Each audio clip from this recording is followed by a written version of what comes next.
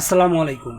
আমার স্ক্রিনে যার ছবিটি দেখছেন উনি সাতক্ষীরার 4 আসনের সংসদ সদস্য জামাত ইসলামের। বর্তমান খুবই একটা ভাইরাল ভিডিও আজকে। ওনার বয়স প্রায় 70 বছর। ওনার নাম গাজী নজরুল ইসলাম। 16 বছরের একটি মেয়ের সাথে একটি কক্ষের মধ্যে হস্টি ভিডিও ভাইরাল। এখনও জামাত ইসলামের অনেকেই দাবি করতেছে এটা এআই দিয়ে করা। আরে ভাই, এআই দিয়ে করা বুঝলাম, তাহলে যা আপনার সাংবাদিকরা তাকে সাক্ষাৎকার নিতেছে, মেয়েরে জিজ্ঞাসা করতেছে, প্রশ্ন করতেছে, আমি ভিডিও আর দেখাইলাম না। হাজার ভিডিও এখন ভাইরাল মোবাইলে দেখা যাইতেছে।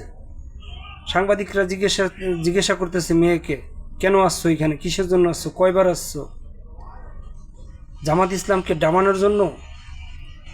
এরকম দুই একজন নেতা থাকাই যথেষ্ট। ভাই, আমি জামাত ইসলামের বদনাম করলাম না, কিন্তু তাদের মধ্যে কেন এরকম থাকবে যারা ইসলামের নামধারী, যারা ইসলামকে গায়ে বাজাইয়া দল করে, তাদের দলের ভিতরে এরকম নোংরা কাজ কেন হবে? যারা অন্যায় করবে সে যে দলেরই হোক, আওয়ামী লীগ, বিএনপি, জামাত ইসলাম, জাতীয় পার্টি, বুঝি না, তার সমালোচনা হোক, তার শাস্তি হোক, তার বিচার হোক। ওনার ঘরে স্ত্রী আছে, উনি কেন পরকীয়া করবে? আজকে ক্ষমতার পাওয়ারে মানুষকে লোভ লালসা দেখিয়ে গ্রামগঞ্জের মানুষকে, সহজ সরল মানুষকে বুঝে যদি এইভাবে হস্টি করে, তাহলে আপনার ঘরে আপনার মা বোন কতটুকু সেফ একবার চিন্তা করেন ভাই। প্রতিবাদ করতে হবে। আমার স্ক্রিনে যার ছবিটি দেখছেন আমির হামজা, উনি বলেছিল আল্লাহ যদি কোনো জেলার মানুষ আগে নেয় জান্নাতে, তাহলে নাকি সাতক্ষীরার মানুষ আগে নিবে।